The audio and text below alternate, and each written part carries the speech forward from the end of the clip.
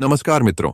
आज हम आपको बताएंगे कि वह कौन से 3 प्रकार के भोजन हैं जिन्हें ग्रहण करने मात्र से किसी भी मनुष्य की कम उम्र ही में मृत्यु हो जाती है।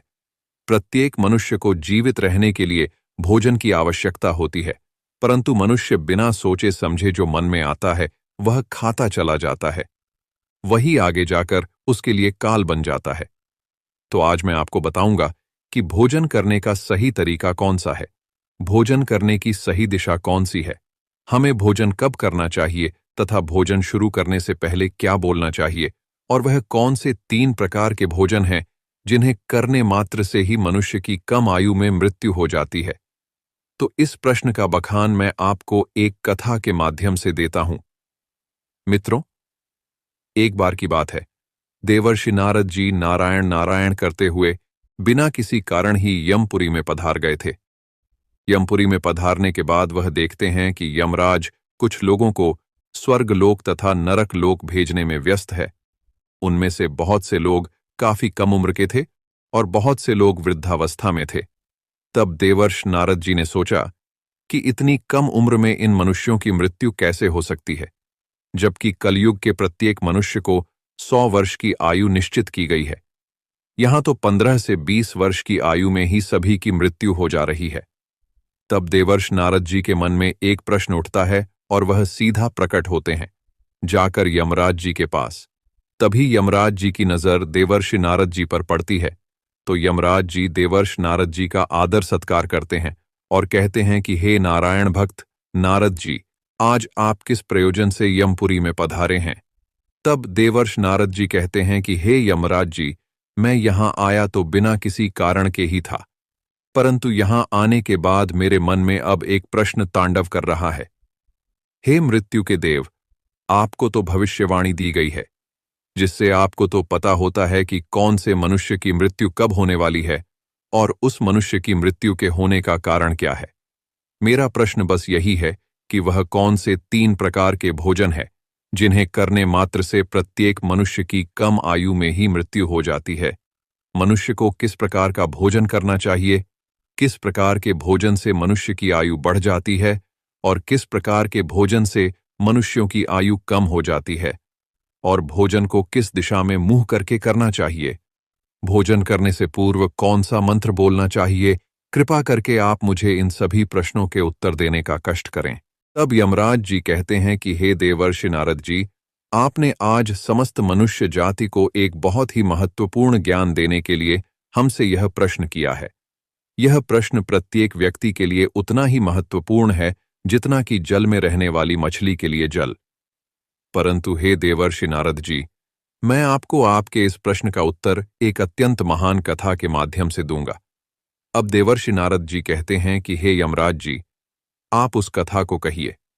मैं आपके द्वारा कही गई कथा को पूरा अंत तक अवश्य सुनूंगा। अब यमराज जी कहते हैं कि मनुष्य जिस प्रकार का भोजन करता है उसी के अनुसार उसका भाग्य और उसका अगला जन्म निश्चित होता है। चलो, मैं आपको इस कथा के माध्यम से बताता हूं। यह कथा त्रेता युग में महर्षि विश्वामित्र ने भगवान श्री राम को सुनाई थी, इसीलिए इस कथा का महत्व बहुत अधिक है। इस प्राचीन कथा के माध्यम से आपको आपके सभी प्रश्नों के उत्तर मिल जाएंगे। हे नारद जी, इसीलिए आप इस कथा को ध्यान से अंत तक अवश्य सुनना और इस कथा का प्रचार प्रसार भी पूरे संसार में करना। जो भी मनुष्य इस कथा को सुनता है उसको उसके समस्त पापों से मुक्ति मिल जाती है। अब यमराज कथा को सुनाना प्रारंभ करते हैं और कहते हैं कि हे देवर्ष नारद जी, यह बात त्रेता युग की है। विधुआपु के समीप एक बहुत बड़ा जंगल था। उस जंगल का आकार लगभग 100 योजन तक था, परंतु उस जंगल में न कोई भी पशु और न ही कोई पक्षी रहते थे। उस जंगल में केवल वृक्ष और पेड़ पौधों की ही भरमार थी। वह जंगल इतना घना था कि जिसमें मनुष्य तो दूर की बात है, उस जंगल की तरफ कोई पशु भी नहीं जाता था।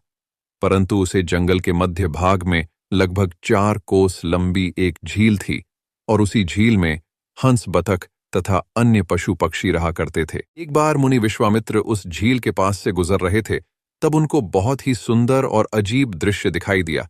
क्योंकि उस जंगल में ना कोई आता था और ना ही कोई जाता था, परंतु उसी झील के समीप एक बहुत बड़ा आश्रम था जो देखने में बहुत पुराना हो गया था। लेकिन फिर भी उसकी सुंदरता मन को मोह लेने वाली थी। वह आश्रम अत्यंत सुंदर और पवित्र दिखाई पड़ रहा था। उस आश्रम में न कोई साधु संत तपस्या करते थे और न ही उस आश्रम में शिष्यों को पाठ का ज्ञान दिया जाता था। वह आश्रम पूरी तरह से खाली था। अब विश्वामित्र मुनि ने सोचा कि यहां कोई संत महात्मा भी नहीं है। चलो, आज हम यहां पर आराम कर लेते हैं। विश्वामित्र मुनि एक रात के लिए उस आश्रम में ठहर गए और प्रातः काल उठकर वे जब उस झील के पास गए तो उन्होंने रास्ते में एक मुर्दे को देखा। अब विश्वामित्र मुनि सोच में पड़ गए कि इस जंगल में कोई आता जाता नहीं है, तो यह लाश कहां से आई। वह लाश जो पड़ी हुई थी वह शरीर से अत्यंत बलवान और हष्टपुष्ट जान पड़ती थी, जिसे देखकर ऐसा प्रतीत होता था कि मानो वह किसी तरुण पुरुष की लाश हो। उस लाश को देखकर विश्वामित्र मुनि अपने मन से कहने लगे कि यह पुरुष कौन है और इसकी मृत्यु कैसे हो गई, तथा यह व्यक्ति इस जंगल में आखिर कैसे आया होगा। अब उसे मरे हुए आदमी के बारे में जानने के लिए विश्वामित्र मुनि चिंतित हो गए। अब यमराज जी कहते हैं, हे देवर्षि नारद जी, तभी अचानक आकाश में उन्हें एक दिव्य विमान दिखाई पड़ा और वह दिव्य विमान उस झील के समीप आकर रुक गया और उस विमान से एक दिव्य पुरुष उतरा और वह पुरुष उस दिव्य विमान से उतरने के बाद उस झील में स्नान करने के लिए चला गया। अब झील में नहाने के बाद वह बाहर आया और उस मरे हुए पुरुष का मांस खाने लगा। उसने भर पेट उस मोटे ताजे मुर्दे का मांस खाया और फिर वह फिर से अपने दिव्या विमान की ओर जाने लगा। अब वह दिव्य पुरुष उसी विमान में बैठकर स्वर्ग की ओर जाने लगा। मुनि विश्वामित्र यह सब कुछ खड़े खड़े देख रहे थे। जब विश्वामित्र मुनि ने देखा कि वह पुरुष अब उस दिव्य विमान में बैठकर फिर से स्वर्गलोक को प्रस्थान करने वाला है, तभी उन्होंने उस पुरुष को आवाज लगाई और कहा कि हे दिव्य पुरुष, तुम कौन हो? तुम तो देवताओं के समान दिखाई पड़ते हो, किंतु तुम्हारा भोजन बहुत ही घृणित है। तुम मुर्दे का मांस क्यों खा रहे हो? ऐसा भोजन भला कोई देवता कैसे कर सकता है? तुम्हारा भोजन तो गंधर्व जैसा है भला। एक स्वर्ग से आया हुआ पुरुष ऐसा भोजन कैसे कर सकता है? ऐसा भोजन तो स्वयं यमराज भी नहीं ग्रहण करते। अब उस दिव्य पुरुष ने विश्वामित्र मुनि की तरफ देखा और उन्हें हाथ जोड़कर प्रणाम किया और कहने लगा, हे विश्वामित्र, आपको प्रणाम है। मेरा भोजन पहले ऐसा नहीं था, मैं भी एक आम इंसान था, किंतु मेरी कुछ गलतियों की वजह से ही आज मेरा भोजन ऐसा हो गया है। हे विश्वामित्र, मैं आपको बताता हूं कि मैंने अपनी जिंदगी में कौन कौन सी गलती की जिसकी वजह से आज मुझे यह घृणित भोजन करना पड़ रहा है। हे महर्षि, मैं आपको मेरी कहानी सुनाता हूं। पूर्व काल की बात है। विदर्भ देश में मेरा एक राज्य था, जिसमें मेरे महायशस्वी पिता वसुदेव राज करते थे। इनका नाम तीनों लोकों में प्रसिद्ध था। मेरे पिताजी परम धार्मिक व्यक्ति थे। मेरे पिताजी ने 2 विवाह किए थे, जिससे उनकी 2 पत्नियां थीं। उन दोनों पत्नियों से उन्हें एक एक करके 2 पुत्र हुए। मैं और मेरा भाई महायशस्वी परम प्रतापी पुरुष थे। मैं अपने पिता का सबसे बड़ा बेटा था। मेरी परम यशस्वी पिता ने मेरा नाम देवराज रखा था तथा मेरे छोटे भाई का नाम विजयराज रखा था। हम दोनों भाई अपने नाम और काम दोनों से बहुत अधिक प्रसिद्ध थे। हमारी जिंदगी बहुत सुख से बीत रही थी। फिर एक दिन अचानक मेरे पिताजी का देहांत हो गया और पिताजी की मृत्यु के बाद मुझे विदर्भ देश का राजा बना दिया गया और मैं वहां सावधानी के साथ राज्य चलाने लगा। अब राज्य करते हुए कई साल बीत गए। फिर एक दिन मुझे आध्यात्मिक शक्ति के बारे में पता चला और मैं वैरागी बन गया और उसी दिन मैंने अपने पूरे राज्य में घोषणा करवा दी कि मैंने राजपाट का त्याग करने का निर्णय लिया है और मृत्यु पर्यंत तपस्या करने का निश्चय करके मैं जंगल में रहने के लिए चला गया। विदर्भ देश का राज्य मैंने अपने छोटे भाई विजयराज को सौंप दिया और उसे राजा बना दिया। उसके बाद फिर मैं यहाँ इस झील के पास आ गया और यहाँ पर आकर मैंने कठोर तपस्या करना आरंभ कर दिया और मैंने 88,000 वर्षों तक मैं इस झील के पानी में बैठ के तपस्या करता रहा। मेरी तपस्या को देखते हुए सभी देवतागण मुझसे प्रसन्न हुए और मेरी तपस्या के प्रभाव से मुझे ब्रह्मलोक की प्राप्ति हुई। लेकिन ब्रह्मलोक पहुंचने के बाद भी मुझे भूख और प्यास अधिक सताने लगी, क्योंकि ब्रह्मलोक में किसी को भी ना तो भूख लगती है ना ही प्यास लगती है और ना ही वह मनुष्य मर सकता है। वह अजर अमर अविनाशी हो जाता है। परंतु मेरी समस्त इंद्रियां भूख से तिल मिला उठती थीं। हे मुनिवर, मैंने अपनी इस दुविधा के निवारण के लिए मैंने ब्रह्मलोक के सर्वश्रेष्ठ देवता ब्रह्मा जी के पास में गया और उनसे से पूछा, हे भगवन, मैंने तो सुना है कि ब्रह्मलोक में किसी भी प्राणी को भूख और प्यास नहीं लगती है। फिर मुझे भूख और प्यास इतना क्यों सता रही है? यह भूख मेरा पीछा क्यों नहीं छोड़ रही है? कृपया आप मुझे इस बात को बताइए कि मैं वह कौन सी चीज का सेवन करूं जिससे मुझे भूख से तृप्ति मिल जाए। फिर ब्रह्मदेव ने मुझसे कहा कि हे राजन, पृथ्वी पर दान धर्म करने पर ही व्यक्ति इस लोक में भूख प्यास से मुक्त हो पाता है। परंतु हे राजन, न तो आपने अपने जीवन काल में कभी दान नहीं किया और द्वार पर आए भिखारी को द्वार से ही वापस लौटा दिया, उसे दान कभी नहीं दिया। कभी किसी भीख मंगे को भीख तक नहीं दी। आप एक राजा थे। आपने अपने राजमहल की समस्त प्रजा को खुश रखा, परंतु तुमने राजमहल में रहकर भी द्वार पर आए अतिथियों को भोजन नहीं दिया और आपने सदैव भी अनुचित भोजन किया है। और साथ ही आप बिना स्नान किए ही भोजन किया करते थे, जो कि शास्त्रों के हिसाब से गुनाह माना गया है। साथ ही भोजन शुरू करने से पहले तुमने कभी ईश्वर का धन्यवाद नहीं किया, क्योंकि अगर आपको भोजन की प्राप्ति हो रही है तो वह किसकी वजह से हो रही है? आपको उसके लिए प्रार्थना करनी चाहिए और वही आपने नहीं किया। स्वादिष्ट भोजन को दूसरों को दिए बिना ही आपने उस भोजन को ग्रहण किया। हे राजन, इसी वजह से तुम्हें यह पाप लगा है। इसीलिए तुम्हें ब्रह्मलोक में रहते हुए भी भूख और प्यास का कष्ट उठाना पड़ रहा है। जब आप जीवित थे तब आपने जीवित रहते हुए अनेक प्रकार के आहार का अकेले ही सेवन किया है। अनेक प्रकार के पकवान तुमने अकेले ही खाए हैं, दूसरों को नहीं दिए हैं, जिससे तुम्हारा शरीर तो बलवान बन गया, किंतु तुम्हारा पुण्य क्षीण हो गया। और तुमने जो तपस्या की उसकी वजह से तुमको ब्रह्मलोक में स्थान तो प्राप्त हो गया, परंतु तुम्हारी भूख शांत नहीं हुई। हे राजन, तुम्हारी भूख को शांत करने का मेरे पास एक उपाय है। उस झील के पास तुम्हारा मृतक शरीर पड़ा हुआ है, तुम उसी का मांस खाकर अपनी भूख मिटाओ। जब ब्रह्मा जी ने इस प्रकार से मुझे समझा आया तो मैंने ब्रह्मा जी से कहा कि हे प्रभु, अपने शरीर का भक्षण कर लेने के पश्चात मेरा क्या होगा? उसके बाद मैं क्या खाऊंगा? मेरे खाने के लिए कुछ भी शेष नहीं रहेगा। मैं एक ब्रह्म पुरुष हूं और मैं किसी जीव की हत्या नहीं कर सकता। तो हे भगवन, कृपया कुछ ऐसा भोजन बताइए जिसको खाने के बाद मुझे लगने वाली भूख प्यास हमेशा के लिए मिट जाए और जो कभी खत्म ना हो। तब ब्रह्मदेव कहते हैं, हे राजन, तुम्हारा शरीर ही मैंने अक्षय बना दिया है। हे राजन, अब आप उसे चाहे जितना खाएंगे फिर भी वह समाप्त नहीं होगा और ना ही वह बदबू देगा। तुम्हारे द्वारा खाए गए तुम्हारे ही शरीर के अंग दूसरे दिन फिर से ताजा हो जाएगा। इस मृत शरीर के अंग फिर से उगा आएंगे। इस प्रकार तुम फिर खा सकोगे। तुमको अपने ही शरीर का मांस खाते खाते जब तुमको 1-2 वर्ष बीत जाएंगे तो उसके बाद तुम्हारे इसी जंगल में एक दिन महर्षि विश्वामित्र पधारेंगे और उन्हीं के द्वारा तुम इस पाप से मुक्ति पा सकोगे।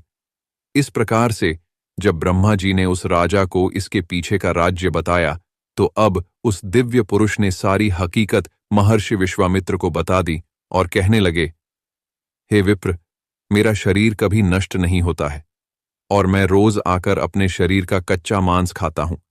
यही मेरा आहार है। ना जाने कब मुनि विश्वामित्र यहां पर पधारेंगे और मुझे इस कष्ट से मुक्ति दिलाएंगे। अभी तक मैंने यह सोचते सोचते लगभग 100 वर्ष बिता दिए हैं और मैं आज भी महर्षि विश्वामित्र की राह देख रहा हूं। राजा देवराज का इस प्रकार से कथन सुनकर महर्षि विश्वामित्र बोले, हे राजन, कहो, आपके सौभाग्य से मैं यहां पर आया हूं। मैं ही मुनि विश्वामित्र हूं। कहिए राजन, मैं तुम्हारी किस प्रकार से सहायता कर सकता हूं? तब राजा देवराज अत्यंत प्रसन्न हुए और जमीन पर लेटकर विश्वामित्र के चरणों को वंदन करने लगे। राजा देवराज ने कहा, हे मुनिवर, कृपया आप मुझे इस घृणित आहार से मुक्त कीजिए तथा जिस पाप के कारण मुझे यह प्राप्त हुआ है उस पाप से भी मुझे मुक्त कीजिए। मैं इस प्रकार का भोजन करते करते निराश हो चुका हूं। कृपया आप मुझे इस घृणित भोजन से मुक्त कीजिए। इस भोजन से मुक्त होने के बाद मुझे अक्षय लोक की प्राप्ति हो सकेगी।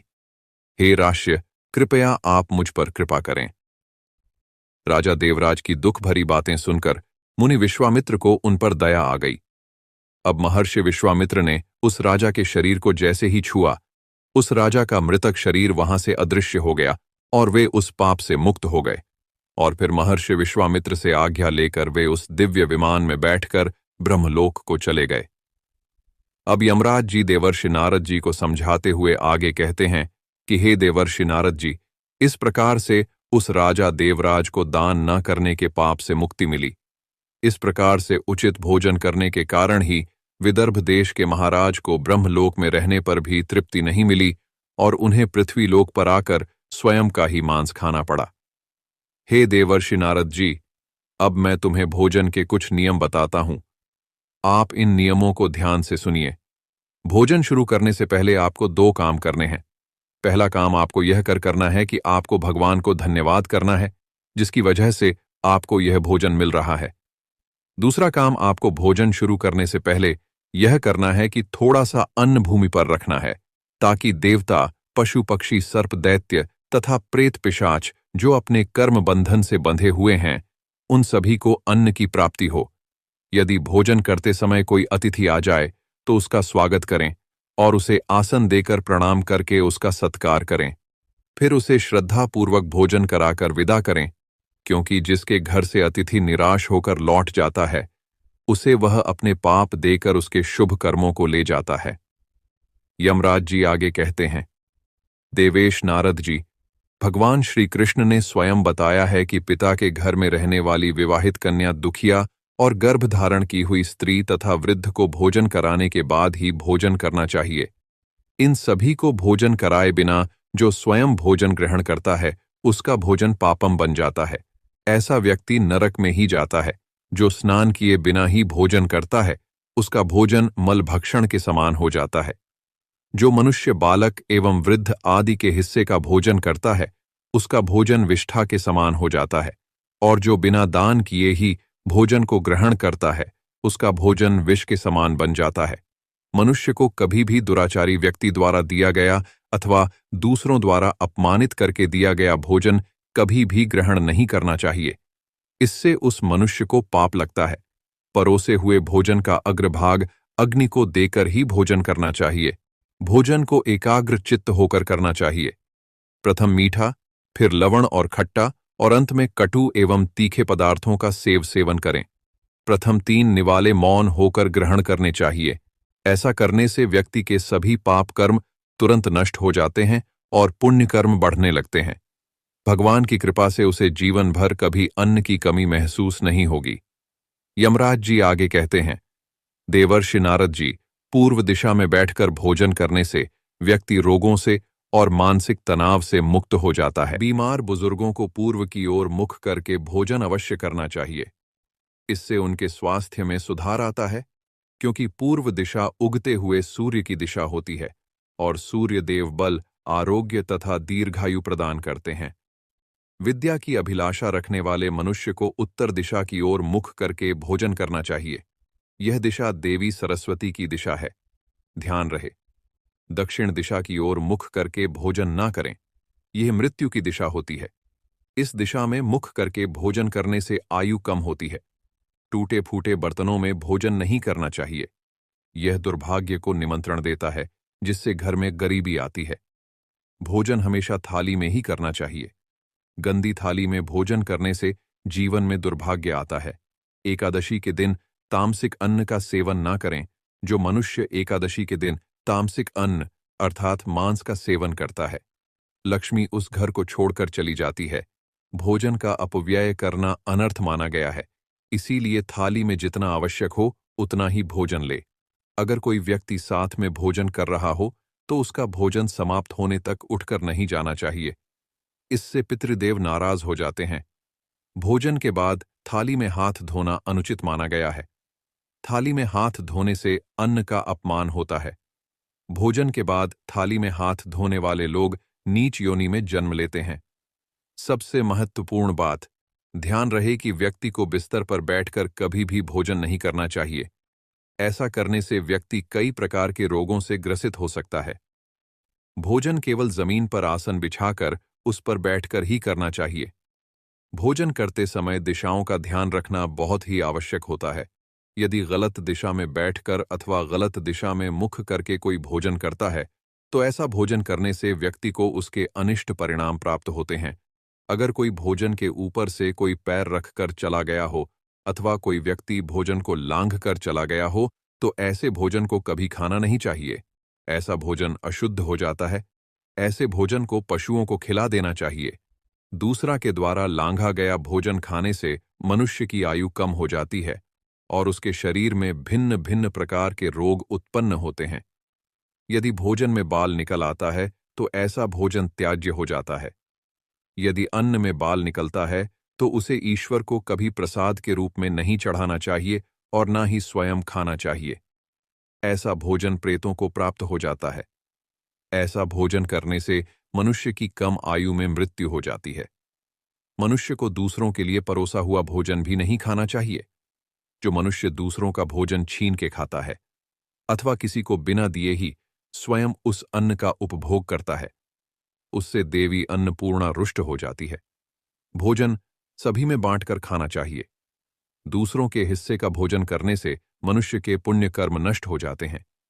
पवित्र आसन पर बैठकर अपने पैरों को भूमि पर रखकर पूर्व की ओर मुख करके ही अन्न को ग्रहण करना है, सर्वोत्तम माना गया है।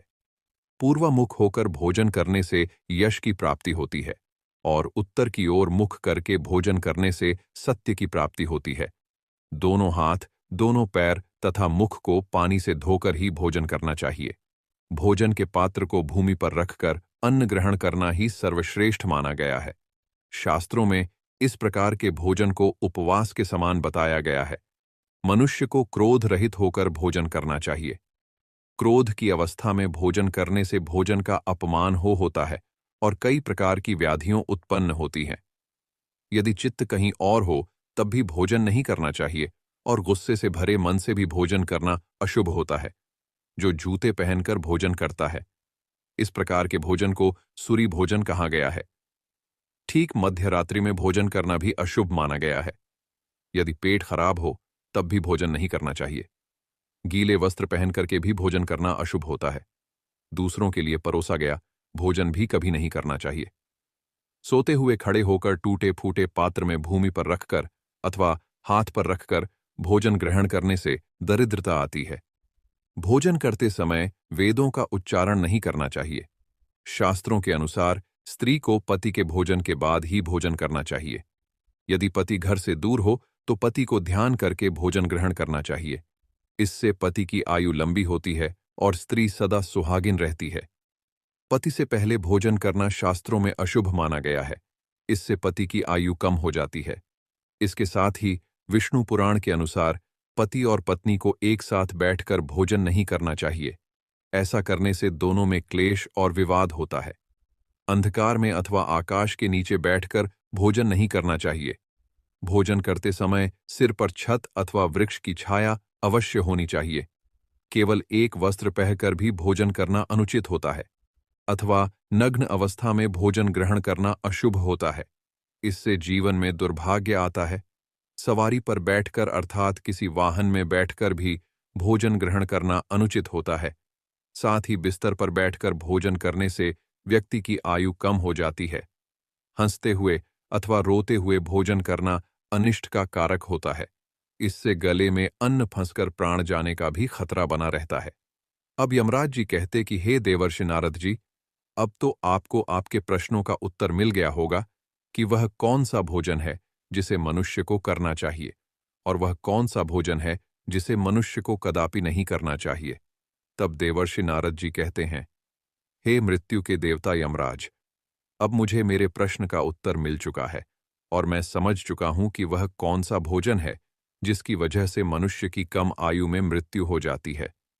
अब मैं आपके द्वारा सुनाई गई कथा को संपूर्ण विष्णु लोक में विख्यात करूंगा।